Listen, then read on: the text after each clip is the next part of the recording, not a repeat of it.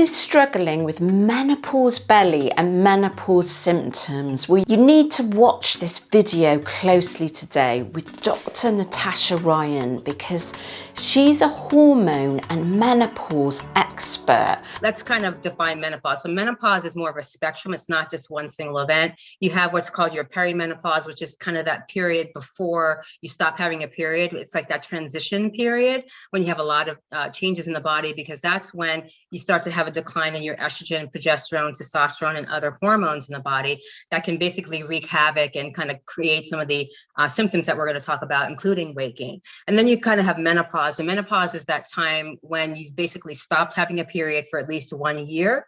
So then you kind of go a few years when you're just kind of dealing with kind of your classic symptoms of night sweats, hot flashes due to a severe dropping in the estrogen, especially. And then you have what's called your postmenopause. You might be 5, 7, 10 years out. And that's when you have different concerns like, osteoporosis and changes in bone strength and that kind of thing. There are actually like 34 different menopausal symptoms, but I'll name some of them.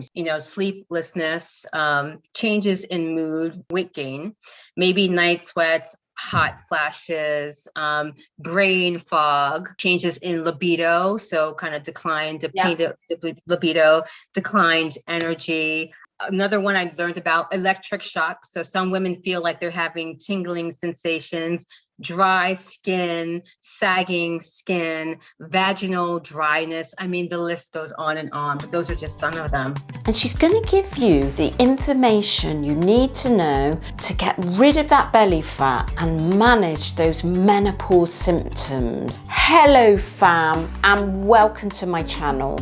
My name's Melissa Neal, and this channel is all about helping you if you're a woman over 40 or like me over 50 get in great shape. And one of the things that's preventing us from getting in the shape we want is menopause.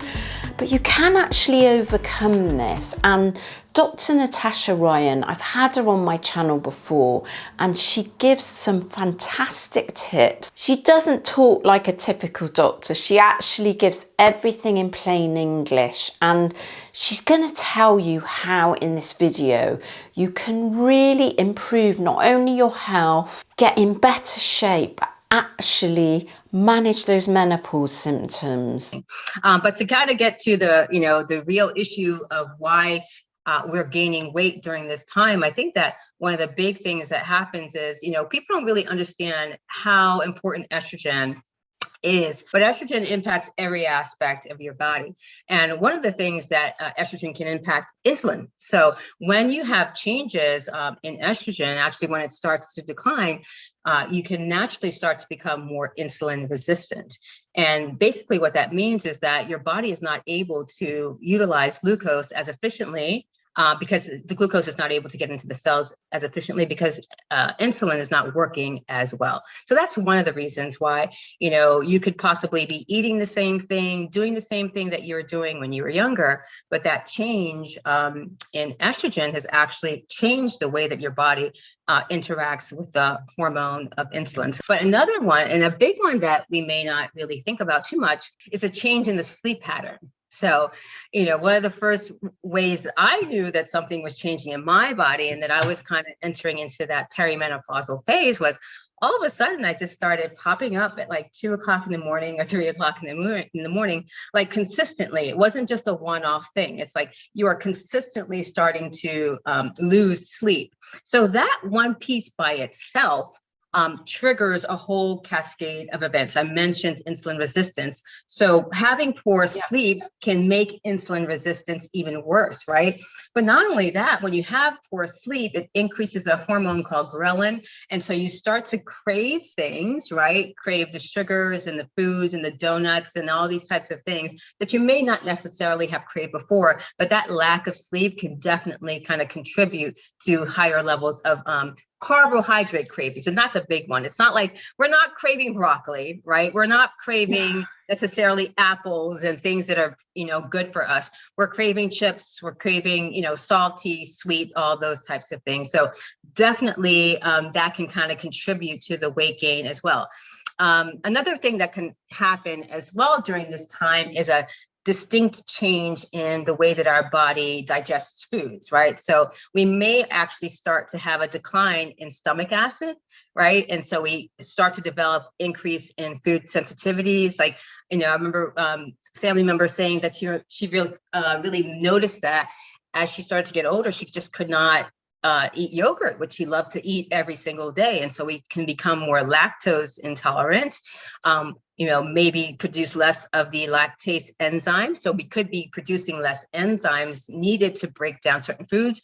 Patients also tell me sometimes they recognize that they can't eat as much red meat, right, as they get older because they're not digesting it as well. So these are big changes that happen to the body, and they can contribute, to weight gain, right? Also, I mentioned, the change in estrogen. When you have that decline in estrogen, instead of having your weight kind of more evenly distributed, what you'll notice is that weight actually starts to go to the belly, and you start to have more belly fat because you don't have the estrogen there to help to kind of regulate where the fat is supposed to be.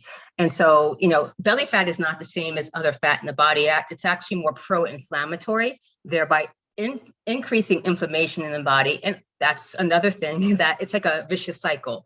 Poor sleep, increased insulin resistance, and all these things. And then you have the belly fat, which increases inflammation, starting the cycle all over again. So there are so many things that are contributing to the weight gain during this time. One of the biggest things you'll hear me talk about, and Dr. Natasha Ryan talks about this now, is sleep and the connection to sleep with weight loss. And she's got some really helpful tips when it comes to getting more sleep at this time in life. The sleep piece is probably the number one thing that you have to get handled in order to be able to handle everything else that comes with the menopause. There are actually several things that you can do to kind of increase the amount of sleep, but not just the amount, but the quality of your sleep as well. That's very important. You want to make sure that you're getting that REM sleep, that deep sleep, because when you sleep, that's when your body is repairing itself, right? That's when you're kind of really letting go and releasing all the stress. So it's really important to be intentional and have strategies to help yourself sleep. So some of the things that I would recommend, we talked about several of these things, but I'll mention a few.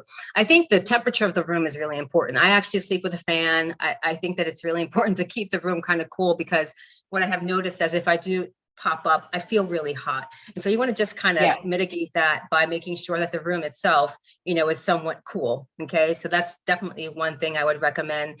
I would also recommend, just making sure that you are minimizing the amount of screen time, before bed, and even, during that time when you wake up, try your best not to kind of scroll and have the blue light, because when you have blue light, basically what it's doing is it's telling your body that it's time to wake up, and it's going to trigger a cortisol spike, right? Nighttime and dark time is for melatonin. Daytime is for cortisol. That's when you have when you want to wake up and have energy, not necessarily at 2 or 3 in the morning. So you want to be really careful with the blue light for sure, right? Also, I think that during the day, it's important to get enough physical activity so that at nighttime, your body is ready to rest. I think a big problem, and this is actually contributing to weight gain, is that I think a lot of women in middle age are not getting enough physical exercise, right? A lot of us have sedentary jobs. We sit and we're on a computer all day, and we don't necessarily get enough exercise. We're not walking enough. I mean, 20, 30 years ago, people just walked so much more than we do now, especially, in American cities.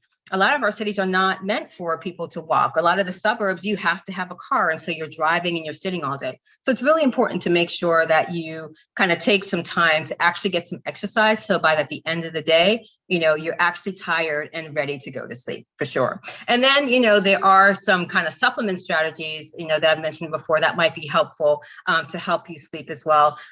My favorite, I think, is magnesium glycinate, citrate, either one. Very helpful just to kind of, really kind of relax the muscles and, really help you feel like you're ready to go to sleep. L-threonine is another one that I like a lot. That's kind of an amino acid from green tea, and that's really helpful to kind of relax you. There's so many. The one hormone that I think could be helpful in that perimenopausal state for women could be progesterone, right? So a topical progesterone or even what's called an oral micronized progesterone could be helpful. Getting enough sleep is super important, because if you don't get enough sleep, it's just going to put you in this cycle to kind of make weight gain even worse. And she also talked about the importance of managing stress and self-care. Your stress levels can have a direct impact on your family and how you interact with them, right? So, I have a younger kid, she's 8, and, I have to really watch how my tone, like how I come off, because sometimes we have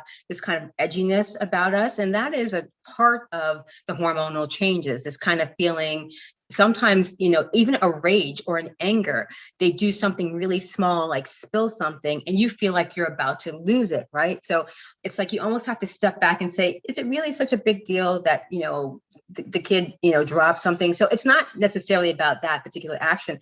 It is just this kind of culmination of everything happening. And in that moment, you just feel like, right? So that's why it's so important to take time, first of all, to be by yourself. I think it's important to give yourself some space, and like some healing time. That's why, whether it's exercise, walking, meditation, yoga, whatever it is, really important to take the time for yourself. As Melissa says, self-care, right? Like when you're on the plane, they say to put your mask on first. You have to see your self-care as putting your mask on first and taking care of yourself. Then you can take care of others.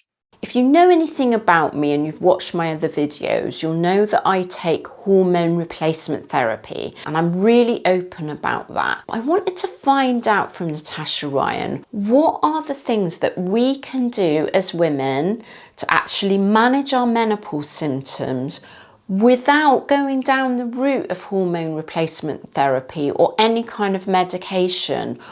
What are the natural remedies? Because after all, Natasha is a naturopath doctor. The very first thing that you have to do to manage menopausal symptoms is make sure you're not in the state of being insulin resistant, because insulin resistance makes everything worse. So one of the things that I do when I work with women is to really help to make sure that their blood sugars are optimized, like they're doing what they are supposed to do. We're in the ranges that they need to be in. It's important to make sure that the liver is being supported, because that's also important in terms of breaking down, fats and everything, and making sure that you're metabolizing things the way that you should.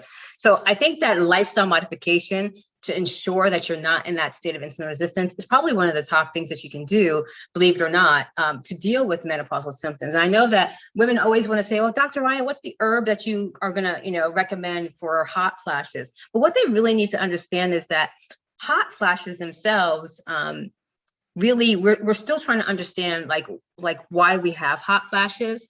But one of the biggest things that contribute to hot flashes is inflammation.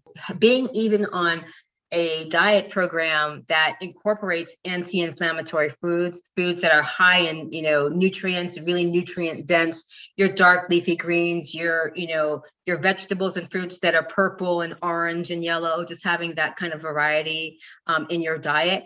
That is a huge part of actually impacting menopause, right? And, when I think of this, I actually think of you, because I feel like, I've seen like your before and after story, and it's like you did everything you could to kind of get out of that state and kind of build muscle mass, lose weight and everything. And then you decided to kind of go onto HRT because you had done all the things that you needed to do and you still needed support. That's my message. Do all the things that you really need to do in terms of your lifestyle modification, your exercise, your stress management kind of first, and then we can really have that discussion about, hormone replacement therapy. Unless, some women have had surgical menopause, they've had hysterectomies, that's a different discussion. But for most women, I would say that the number one thing is to make sure that you are metabolically healthy, right? So making sure that your blood sugar is good, your cholesterol, your triglycerides, all those things, because when they're out of balance, it means that you're in a state of metabolic syndrome and that you're probably in insulin resistance, which will make the hot flashes worse, will make the belly fat worse, all those things.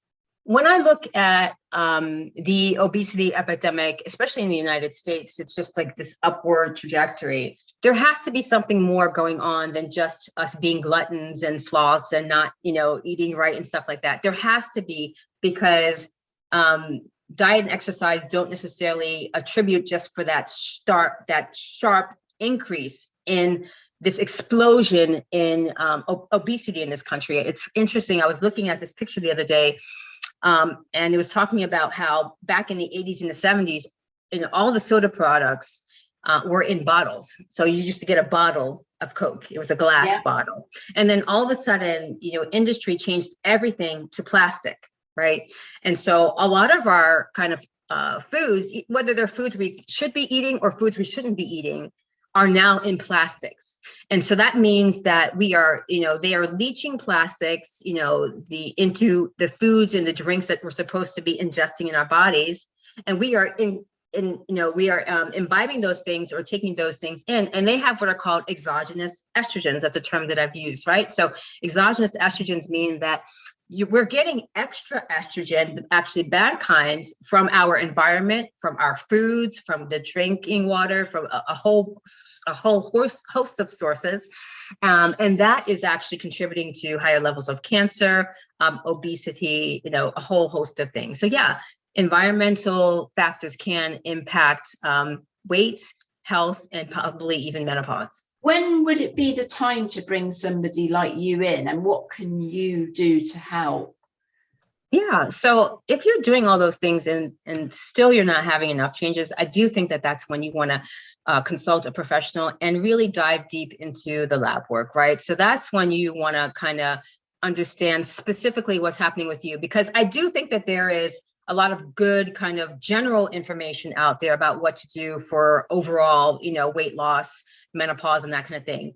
But at the end of the day, it's really important to know specifically what is happening with you. So you probably do want to get some testing done. We want to test your hormones, to see specifically what's happening with the estrogen, progesterone, testosterone, but not only that, the thyroid. That's a whole other, talk that we can do another time. Your thyroid is your master gland of metabolism.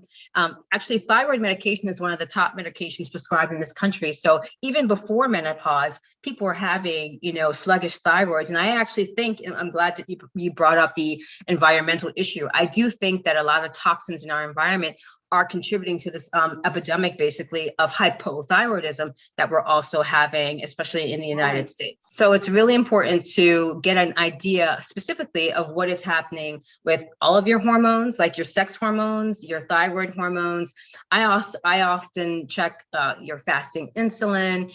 These are things that your traditional doctors may not check. For example, if a woman goes into a doctor's office and says that she's menopausal and having symptoms, many times they will not even check her hormone levels. It's not necessarily a thing that they do. No. They'll just kind of write the prescription.